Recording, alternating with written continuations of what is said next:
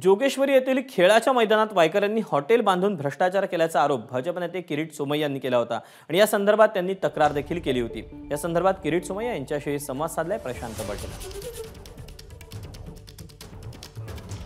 शिवसेना उद्धव बाळासाहेब ठाकरे पक्षाचे आमदार रवींद्र वायकर यांच्या घरी सकाळपासून ईडीची रेड सुरू आहे।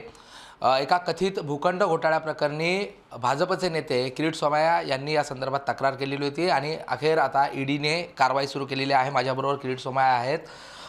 अखेर रवींद्र वायकर यांची ईडीची चौकशी जी आहे ती सुरू झालेली आहे। आज सकाळपासून हे धाडसत्र सुरू आहे। नेमका हा घोटाळा काय होता, कितीचा घोटाळा होता, कुठपर्यंत याची तार जोडलेली आहे? घोटाळे म्हणा, कारण वायकर आणि ठाकरे एखाद दोन घोटाळ्यात त्यांना सॅटिस्फॅक्शन होत नाही।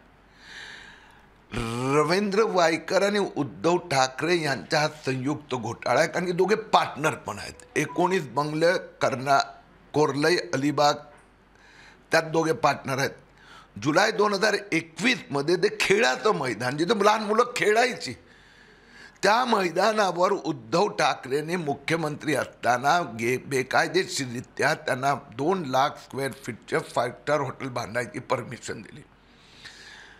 आम्ही आवाज उठवल्या तर फाईल दाबण्यात आली। शिंदे सरकार आल्यानंतर चौकशी पुन्हा एकदा सुरू झाली, पोलीस कंप्लेंट झाली आणि चौकशी ते बाहेर आलं की वायकरनी फोर्जरी केली। एबीपी माझा, उघडा डोळे बघा नीट।